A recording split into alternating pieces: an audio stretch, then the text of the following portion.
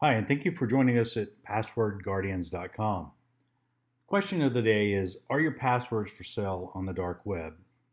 A lot of people ask, what is the dark web?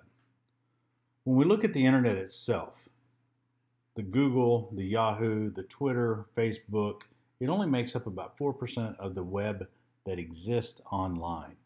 Moving a little deeper into the web, we find non-searchable data, which is called the deep web. And then we find the dark web, which is actually a place on the internet that was created by the US Navy to communicate securely with government spies. The only way you can access the dark web is through a Tor browser or Onion. But I suggest not installing the Tor browser and using it on your machine, because to me it's more like accessing a dark place, such as a dark alley. You wouldn't dare walk through a dark alley at 3 a.m. in the morning without any type of protection.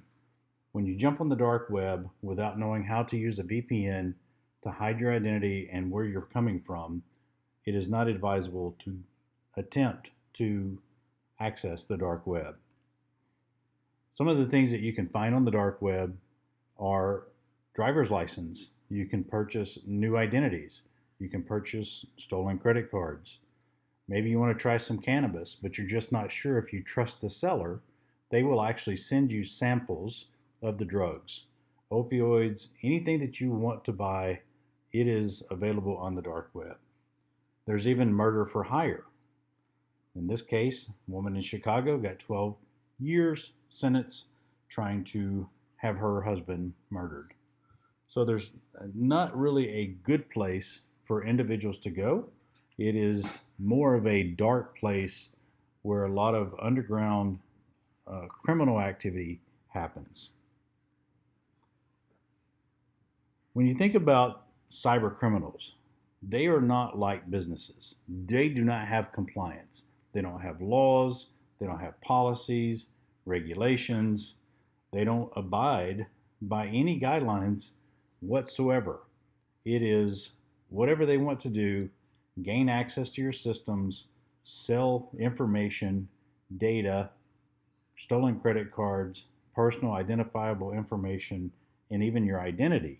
They could care less about the person or the victim of the identity and the credit cards that they're selling and accessing.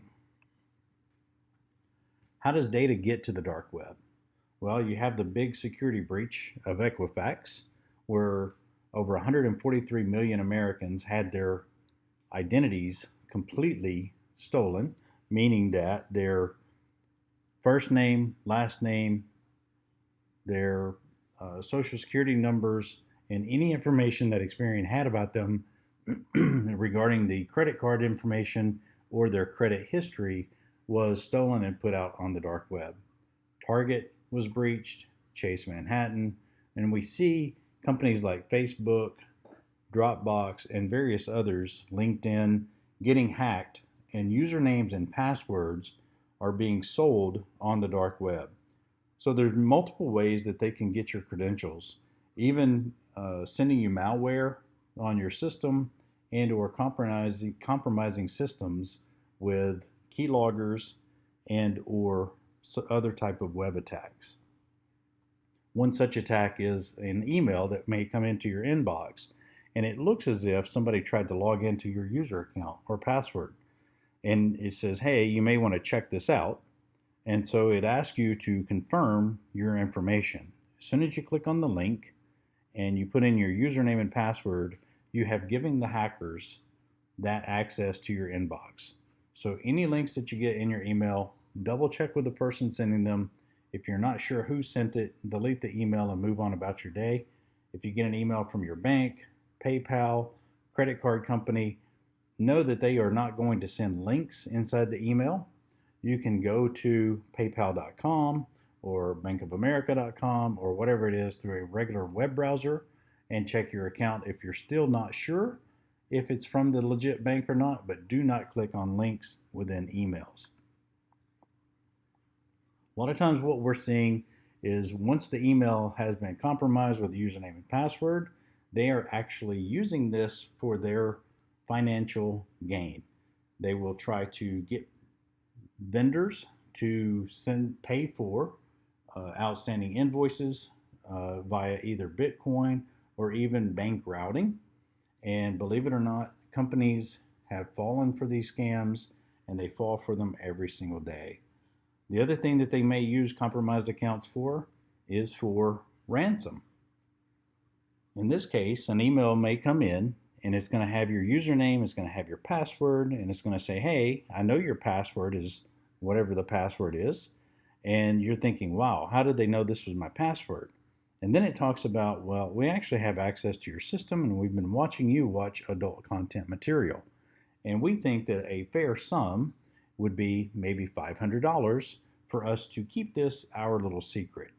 This is a scare tactic. They actually do not have access to your system.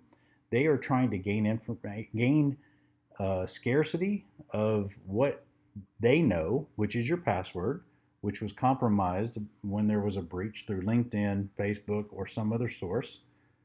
And then they're using that so that they can say, hey, we've got this adult material that we see that you've been watching. We have a remote desktop control, and we see everything that you're doing on your device. This is a scare tactic. Do not fall for it, and do not send them the money. They typically ask for about $500, and they'll ask for that via Bitcoin. And when they ask for Bitcoin, a lot of times you can go online and try to pay them, but my recommendation is delete this email and move on about your day, because this is just another scam. What we hear from a lot of people is, there's nothing on my device, there's nothing a hacker would want from me, and I have no private information or anything on my system that they could gain have a financial gain from. Well, here's a couple things that you need to know. Cyber criminals are after your machine, not only to see if they can find anything for their financial gain, credit card information, date of birth, social security, any documents that have financial information in it, any of your W-2s, any of that nature. If none of that exists on your computer, a lot of times they will use your computer to access other computers.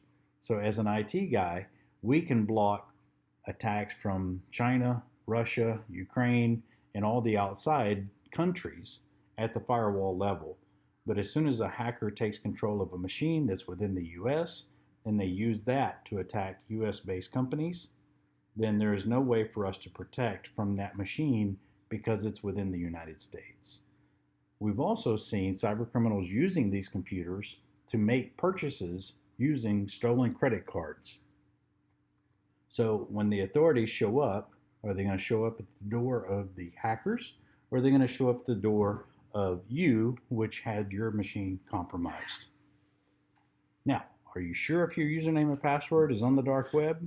You're not sure? We're offering a free dark web search.